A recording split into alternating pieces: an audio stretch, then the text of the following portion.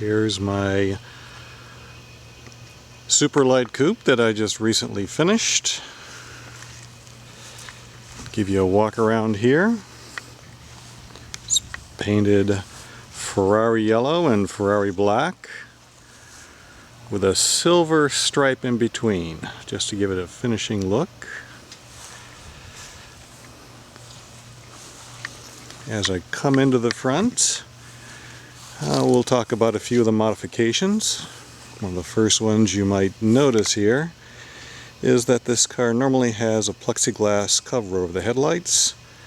We decided not to use that and to smooth out that area. We think it gives it more of a Pagani headlight look. As we come around, you'll also notice that I've molded a new diffuser that goes in front of the windshield. That's normally a relatively flat surface there, and I thought it would just look better and go better with the car if it had a curved look to it, and again gives it a bit more finished look. One of the thoughts in going with a black top is the wide window borders now blend in, giving it a much more monolithic top sort of look. As we go around, I'll also point out that the rear air intake has been reshaped also. That also was a flat surface that I reshaped into one that I think complements the rear of the car, with particularly the curves emanating around the rear wheels well. Getting around, one of the things you'll see in the engine compartment, done quite a bit to make that show off through the rear window with an emblem, custom emblem, designed just for this car. You'll see that emblem again in the interior. As I come around the back, you'll see a couple of changes here. First off, this is the street tail, and I cut off the rear bumper and trimmed it down and then recessed it a couple of inches back into the chassis. That's to give it a much more tight sort of a appearance in the back, and it's somewhat functional and it lets more air out of the rear as well. You'll also notice that I've fabricated aluminum trim around the openings. Okay, now I have the car all opened up for you, and I'll show you the inside of it. One of the things you might notice from the very beginning is the front end is tilted up. I came up with a tilting mechanism. It's because I wanted to have a trunk in this car, a functional trunk, and I'll show you that in a minute. So that meant moving quite a few of the components from the front into other places in the car. For example, the hydraulic pump for the lift and the air conditioning unit is now deep into the footwell of the passenger side, while the radiator was moved to the passenger side. I'll show you that in a minute as well. Alright, so moving right in here. And you'll see the trunk now. As it adjusts, you can see it is really quite a sizable trunk.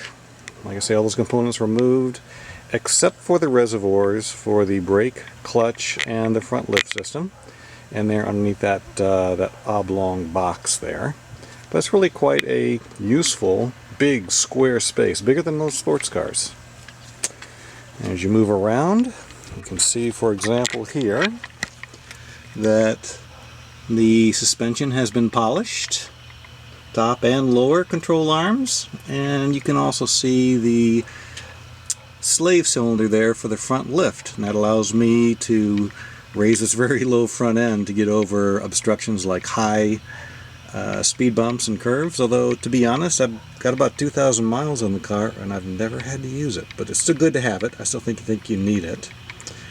And you can see just a little bit of the chassis now. The entire chassis is aluminum, semi-monocoque. This is the front corner of the tub, and the entire chassis surface has been given a brushed look. Okay, moving right along. One of the little details we did you might notice as you look inside this behind the fender, that area behind the wheel is normally open. It needs to be open for the molding. We closed that in, finished it off. As you can see, particularly on a bright colored car like this, that opening really did show. So we did take the time to close that off, as well as a lot of time to ensure that all the door gaps are even. Give it that premium look. Alright, and now let's go into the car. You can see the dash now. Again, custom dash, air conditioning, custom made. In fact, I turned those knobs myself on a lathe.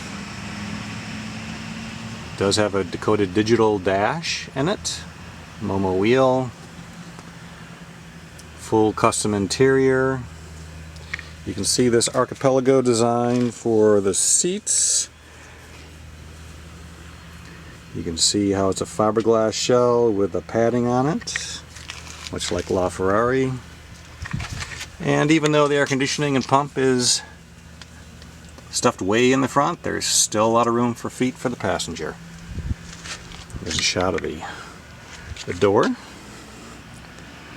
can see the custom stitching that follows all the way around the car. Okay, not to mention the back of the car, and you can see, hard to get a camera in here, but you can kind of see the waterfall, and not to mention console up top. That's an infotainment system that I developed myself on an Android platform. Includes navigation, radio, MP3, weather, travel information, and a rear view camera. Alright, now we'll move into the engine compartment. For a better look, you can see that the engine compartment has a fairly clean look to it. A lot of time was spent trying to ensure there weren't a lot of hoses or wires running around. This one is an LS3.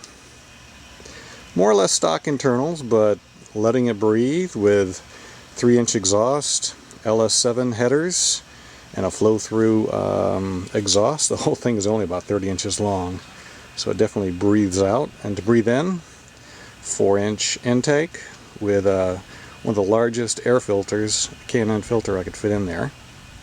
You'll see here as well that the suspension has been polished, top and bottom, as well as the cantilevered mechanism for the rear suspension has been polished as well. One sweep around the car here.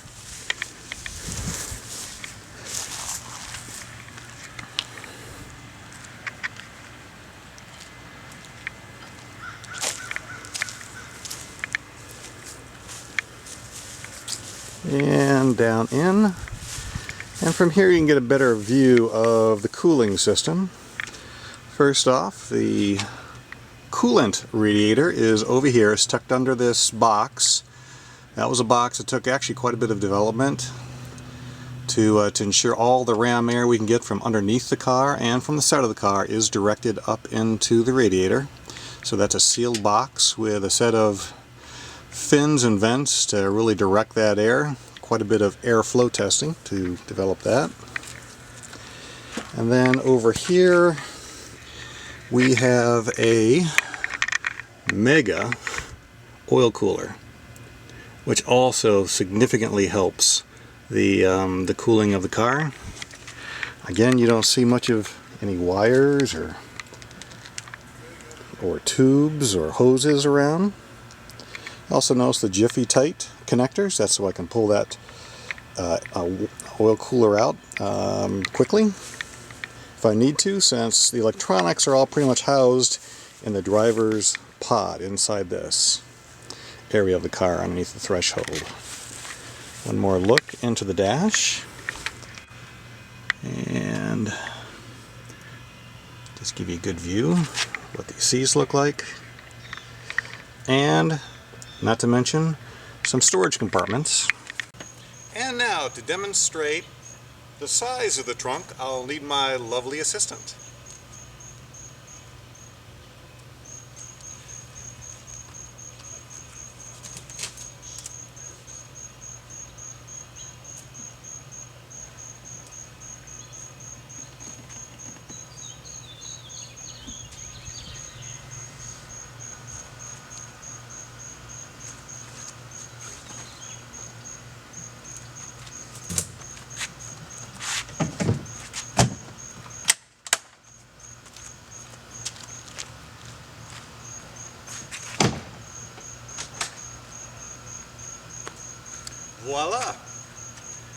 It holds at the one full person.